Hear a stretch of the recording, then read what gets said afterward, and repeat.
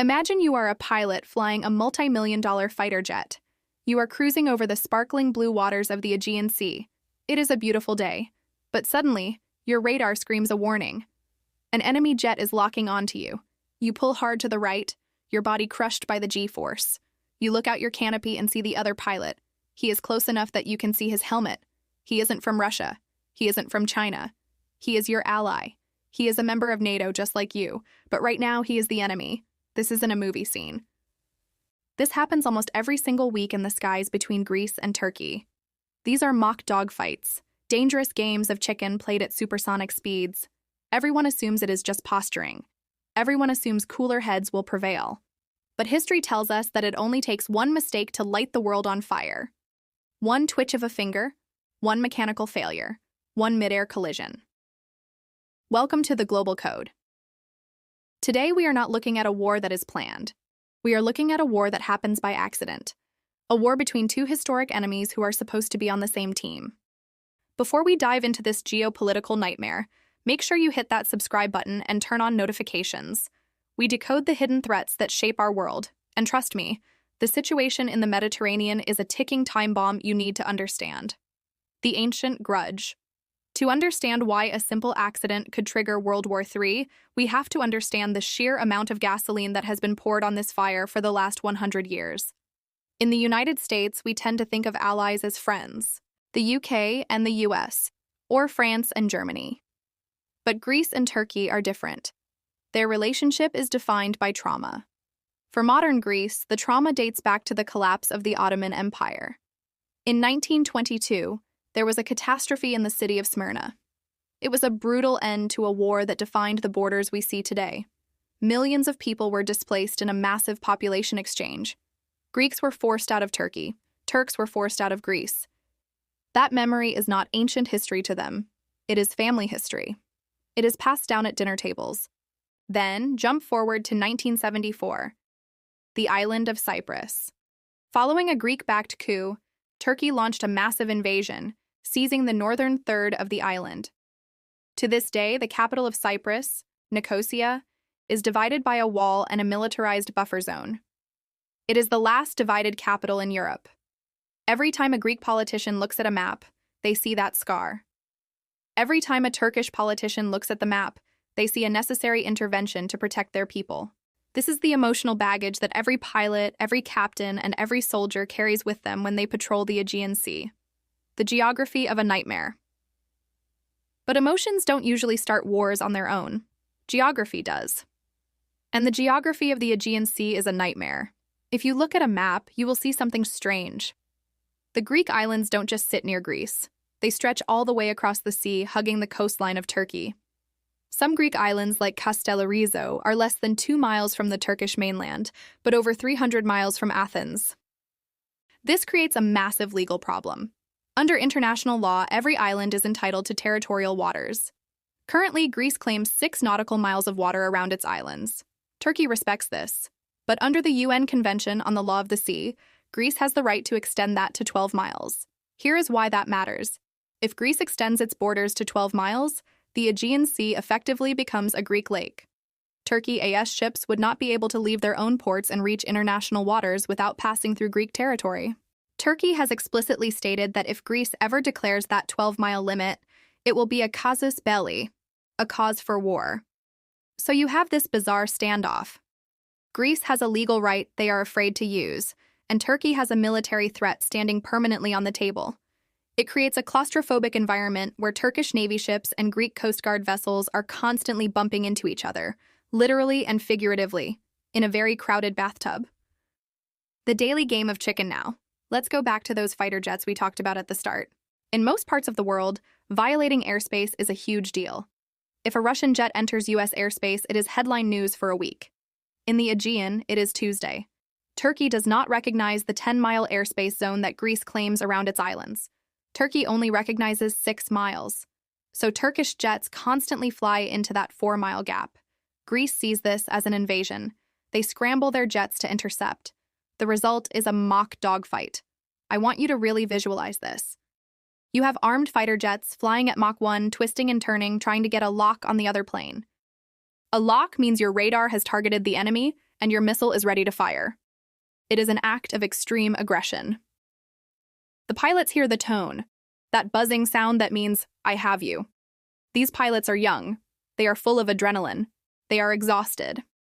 In 2020, there was a moment where a Greek ship and a Turkish ship collided. It was called an accident, but it severely damaged the Turkish frigate. During these dogfights, we have lost pilots before. In the 90s and early 2000s, planes have gone down. The fear, the red line that keeps NATO generals up at night, is that one day, a pilot will panic. Maybe he sees a flash of light. Maybe his systems malfunction. Maybe he just snaps under the pressure. He pulls the trigger. A Turkish jet is shot down, or a Greek jet explodes. Within minutes, the news hits Twitter. National pride explodes in Athens and Ankara. The governments are backed into a corner. They cannot back down without looking weak. And suddenly, the fleets are moving. The energy spark. If history and geography are the kindling, then natural gas is the lighter fluid. A few years ago, massive deposits of natural gas were found in the Eastern Mediterranean. This should be good news, right? Cheap energy for everyone. Wrong. Because nobody agrees on who owns the water. Nobody agrees on who owns the gas underneath it. Greece, Cyprus, Israel, and Egypt formed a club to drill and export this gas.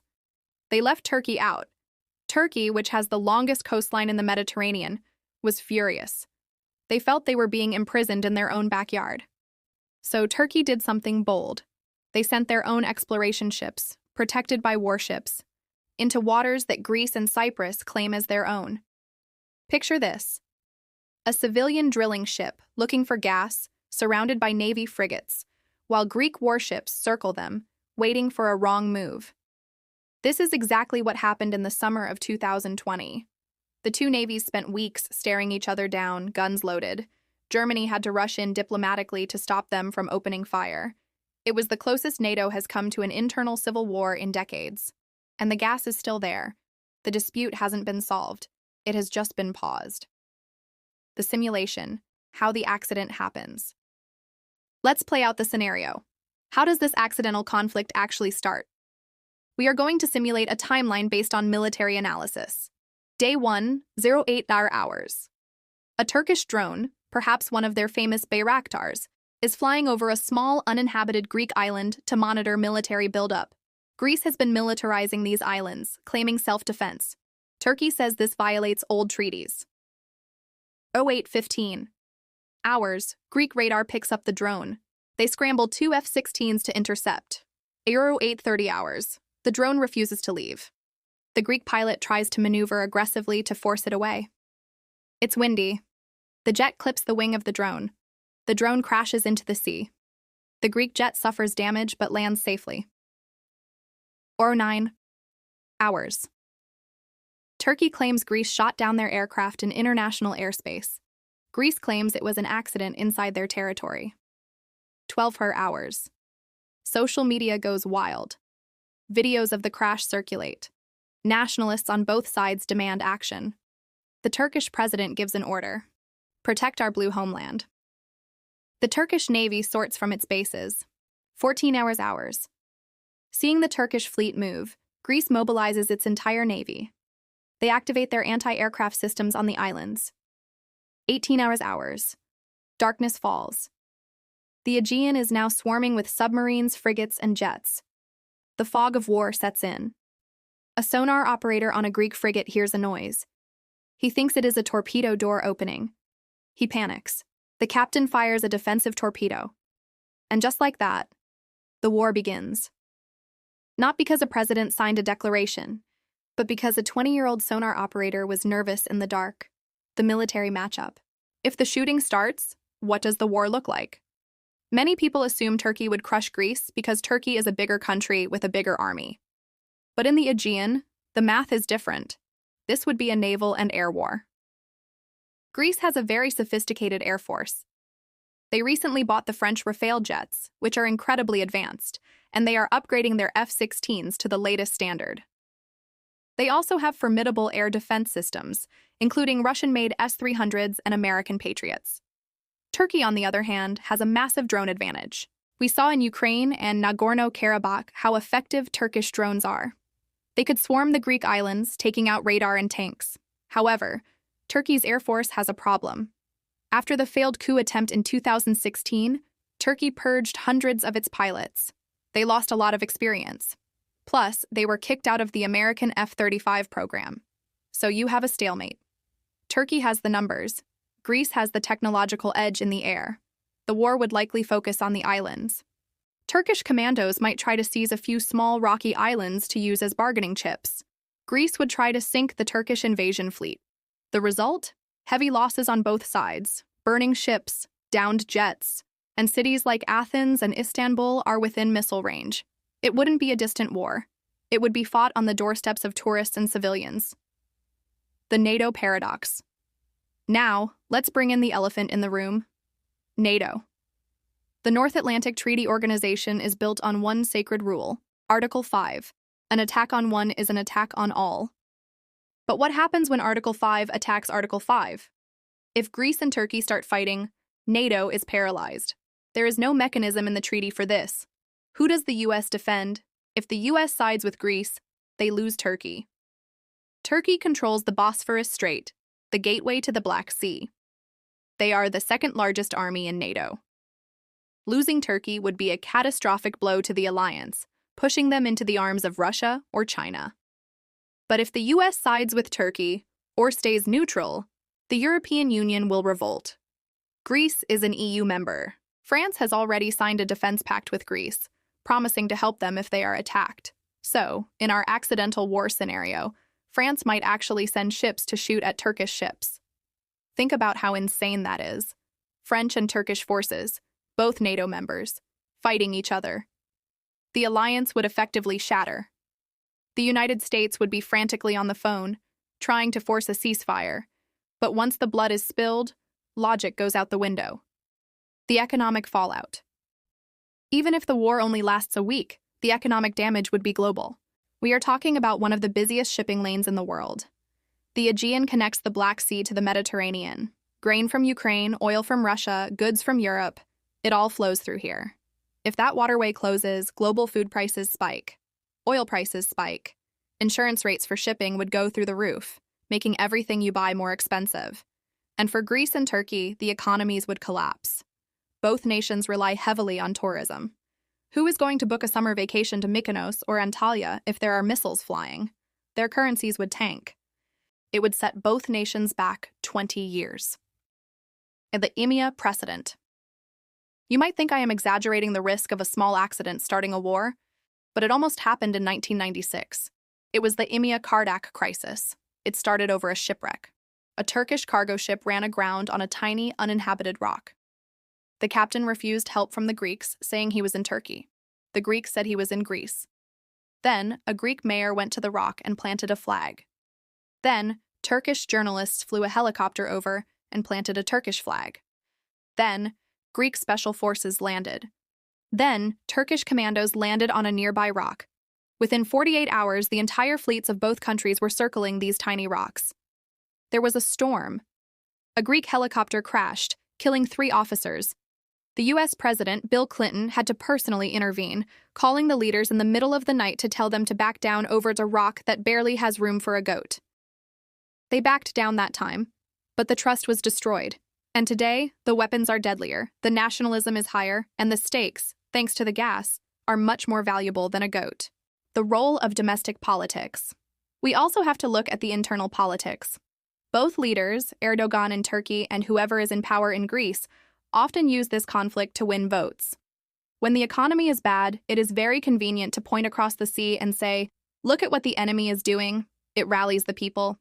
It distracts from inflation. It creates a rally round the flag effect. The danger is that rhetoric can trap you.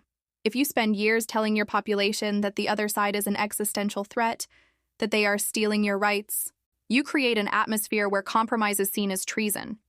If an accident happens, the public will demand blood.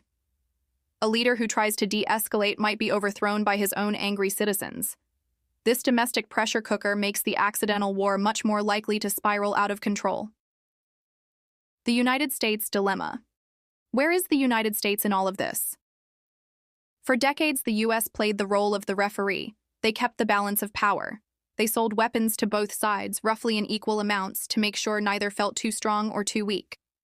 But recently, that balance has shifted. The US has been getting closer to Greece. They have expanded their military base in Alexandroupoli in northern Greece. They are selling F-35s to Greece, but not Turkey. Turkey sees this as betrayal. They feel the West is ganging up on them. This makes Turkey more paranoid and more willing to take risks to prove they cannot be pushed around. The US is walking a tightrope. They need Greece for stability in the Balkans, but they need Turkey for the Middle East and Russia. If the rope snaps, American influence in the region falls with it. Is there a way out? So, is there any good news here? Is there a way to defuse the bomb? Diplomats are trying. There have been confidence-building measures talks. These are meetings between military officers to set up direct phone lines, like a red phone, so that if an accident happens, the generals can talk before the politicians get involved. There is also the proposal to go to the International Court of Justice in The Hague. Let a judge decide the maritime borders. Greece says yes, but only for the continental shelf. Turkey says yes, but only if we discuss the islands too. They can't even agree on what to argue about. But the biggest hope is actually the people. Despite the politics, Greeks and Turks share a lot of culture. The food, the music, the history.